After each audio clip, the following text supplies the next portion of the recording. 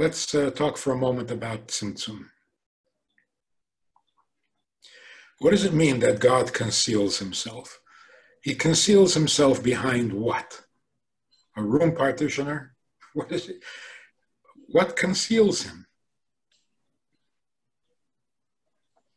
And he has to conceal himself before there's a creation. So creation can't conceal him at the beginning. So there has to be like an internal concealment. So think of it this way. If I'm in a crowded room and I realize that I have some food on my mustache and it's embarrassing, and I wish nobody would see. I wish nobody would see me. But they do. No matter how badly I wish not to be seen, I will be seen. To not be seen, I have to leave the room.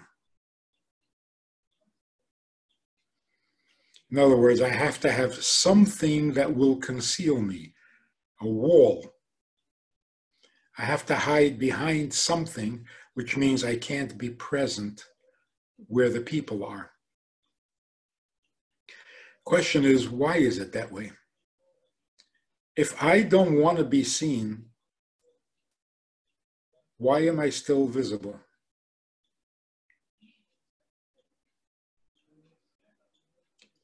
If I don't want to tell you what I'm thinking, I don't tell you what I'm thinking, and you don't know what I'm thinking.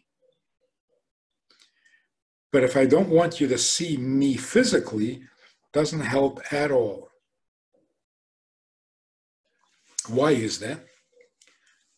Because being a limited, finite human being, I have finite control.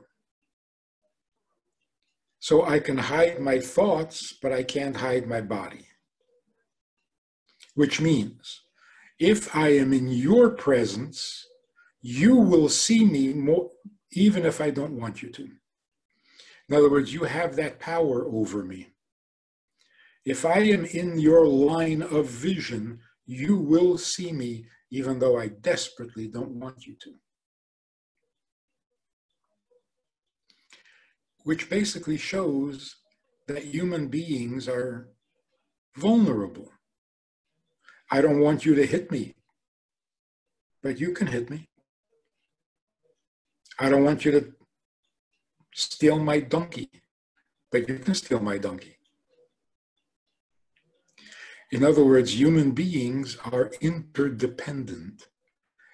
Some things I have control over me, and in some things you have control over me. So if I don't want to be seen, I have to be absent. I have to go someplace else, because in your space, you're going to be able to see me. Now, God doesn't have that problem. Obviously. If he wants to be seen, he'll be seen. If he doesn't want to be seen, he won't.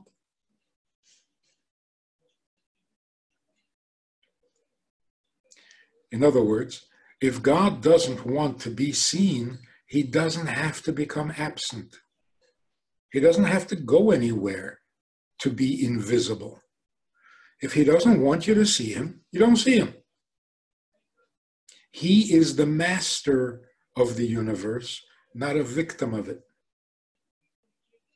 So I'm a victim of the nature that God put into place, that one person will see another person as long as they're in range.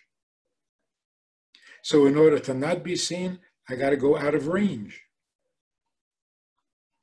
I got to go behind you, because in front of you, you're going to see me. So when we say God hides, he doesn't have to hide behind something. He doesn't have to go away. He simply says, you're not going to see me, so we don't see him.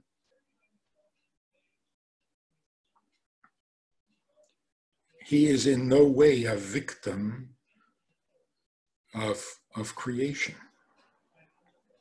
We all are victims of creation. We have the freedom God gave us, and we have no more freedom than that. So I'm free to hide my thoughts. I'm not free to hide my words. If I say it, you're going to hear it. Or the walls have ears. Somebody is going to hear it, because that's the nature of sound. So, in what way does God hide himself and make himself invisible? One of the ways, he gives us freedom of choice. How does he do that?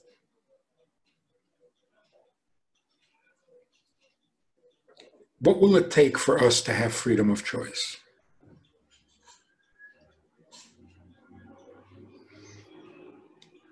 If God wants us to have freedom of choice, we have freedom of choice. You want your children to grow up independent, to stand on their own feet. What do you have to do to make them independent?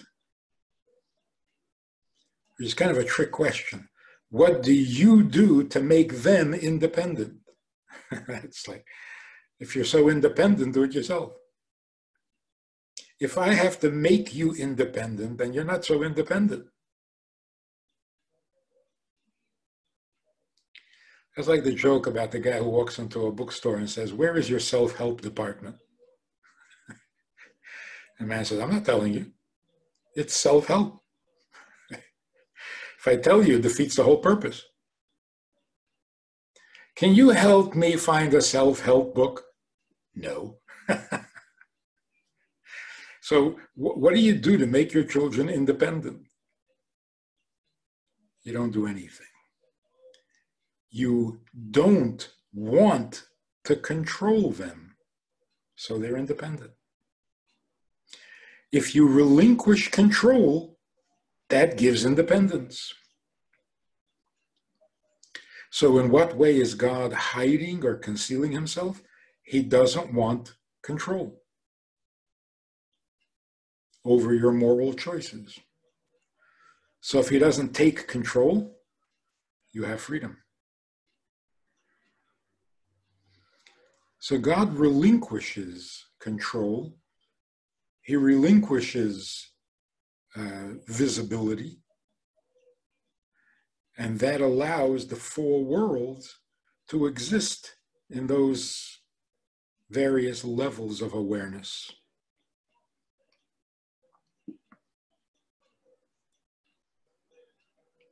So let's say, for example, I'm not sure this is precisely correct. In the world of Yetzirah, you have an ego. You're very much aware of yourself. You don't have the freedom to sin.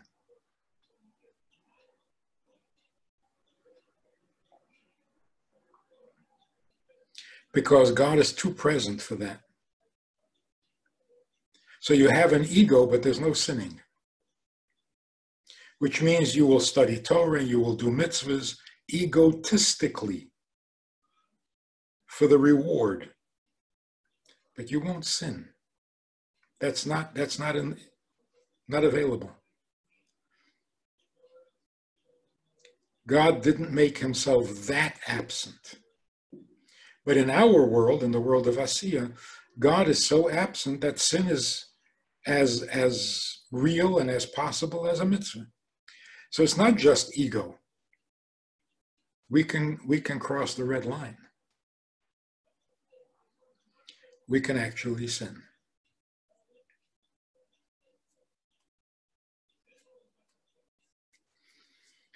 So why does God do that? What's the point?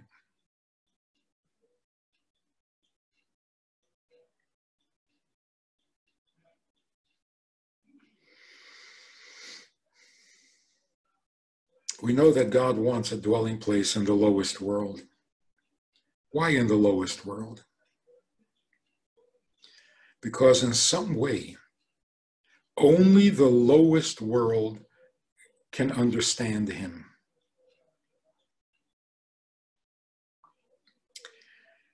You see, in the other worlds, the higher worlds, God's presence is very real.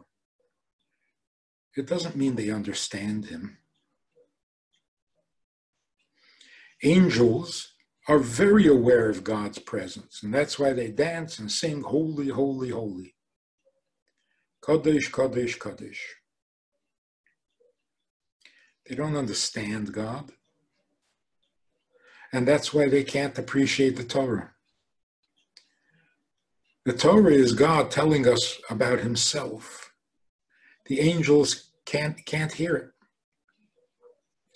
They're so aware of God's presence, they can't hear him. It's like if you were in the presence of the biggest giant of a human being, and you're so intimidated that when he talks to you, you can't hear. You're too nervous. You're too overwhelmed. You can't believe he's talking to you. So you don't hear what he's saying.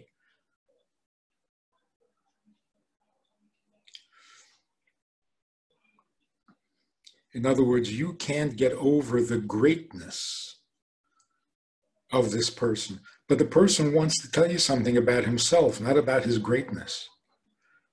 And you can't hear him because you're so affected by his greatness. Only the lowest world, only we can really hear God because we're not so overwhelmed by his holiness, by his greatness, by his presence.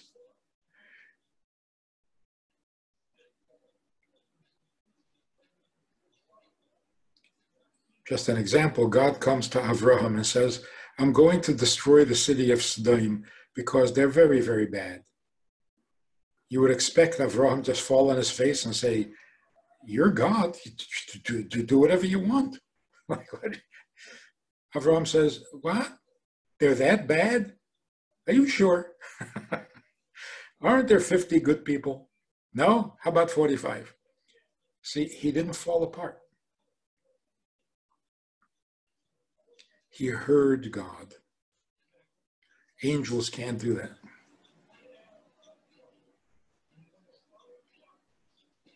Now, the lower we are, meaning the less impressed we are with God's presence, the better we can hear him.